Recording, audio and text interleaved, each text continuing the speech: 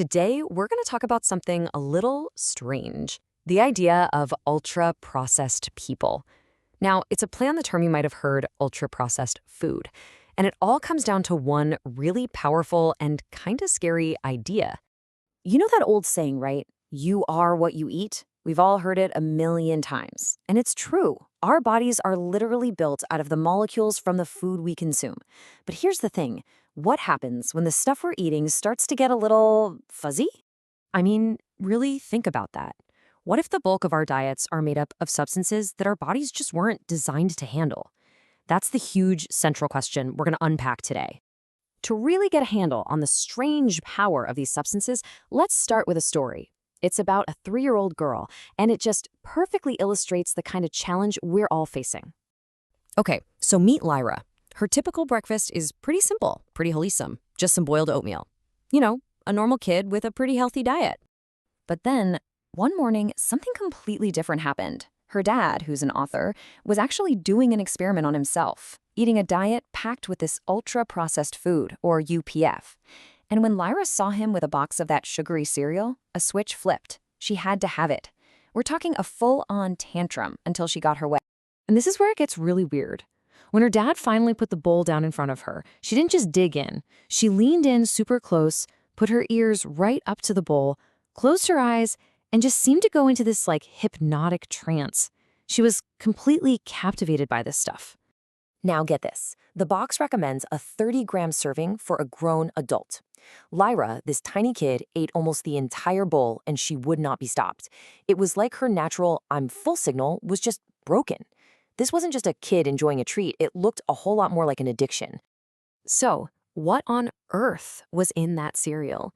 What is this stuff that can have such a crazy, powerful effect on a little kid? Well, let's define it. We're talking about ultra-processed food, or UPF for short. Okay, here's the easiest way to think about it. And it's honestly brilliant. Forget all the complex science for a second. Just flip over the package and read the ingredients. If it's got stuff in it that your grandma wouldn't recognize, things like emulsifiers, stabilizers, artificial flavors, stuff you can't even pronounce, then you're almost certainly looking at UPF. And this is a really important point. Processing itself isn't the bad guy here. I mean, cooking meat is processing. Making cheese or baking bread, that's all processing. But ultra-processing, that's a whole other ballgame. That's when food is broken down into its basic molecules and then reassembled with industrial additives. It's the difference between a real loaf of bread from a bakery and that squishy, plastic-wrapped loaf that can sit on a shelf for a month. And why should you care? Well, because for most of us, this isn't just an occasional snack. In places like the UK and the US, an absolutely shocking 60% of the average person's daily calories come from UPF. It has quietly become our national dish, and we didn't even realize it was happening. Okay, so we know what it is, and we know we're eating a ton of it. But how exactly does it mess with our bodies? It turns out the damage goes way beyond just empty calories, sugar, or fat. Let's think about it like this. Real whole food, like an apple, has a kind of biological code that our bodies have evolved over millennia to understand. When you eat it, your body instantly recognizes the structure, the fiber, the nutrients. It knows exactly what to do with it and when to send you that clear signal that says, hey, you're full. But UPF is totally different. It's made of new, synthetic things that create a chemical code your body just can't read. It's like getting a computer file in a language you don't understand. And the result? Those all-important satiety signals, the feeling of being full, they get completely bypassed. So you eat more than you need, and your body, totally confused, just stores these strange substances as fat. And the long-term consequences of this are, well, they're alarming. For every 10% increase in the UPF you eat, your risk of developing dementia jumps by a staggering 25%. And that's not all. That same increase is tied to a 14% higher risk of getting Alzheimer's disease. This isn't just about your waistline anymore. This is about the health of your actual brain. And look, this isn't just some theory. This data is from a huge study in 2022 that followed over 72,000 people. The scientific evidence is really solid, and it just keeps piling up.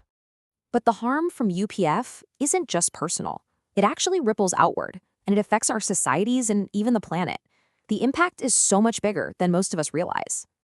Think about it. This global UPF system is pushing out traditional food cultures that are built on local, real foods. It makes inequality worse because these cheap, high-calorie products are often the only affordable option for people with lower incomes.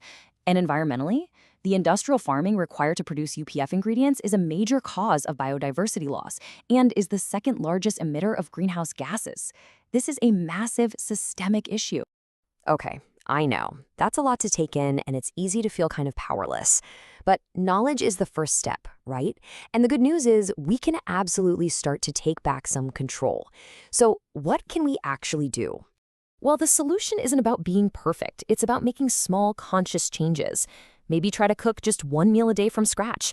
Get into the habit of reading the labels. If you don't recognize half the ingredients, maybe just put it back. A great rule of thumb is to aim for an 80-20 balance. If 80% of your diet is real, whole food, you're doing an amazing job. And please, don't beat yourself up if you have a frozen pizza or some packaged snack. Life happens. The goal isn't to be a saint, it's just to be aware. It's about understanding what you're putting in your body and just gradually, one meal at a time, tipping the balance back toward real food. So, as we wrap this up, I want to leave you with one final thought.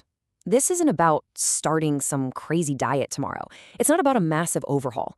It's really just about the very next choice you make. So let me ask you, what's your next meal going to be?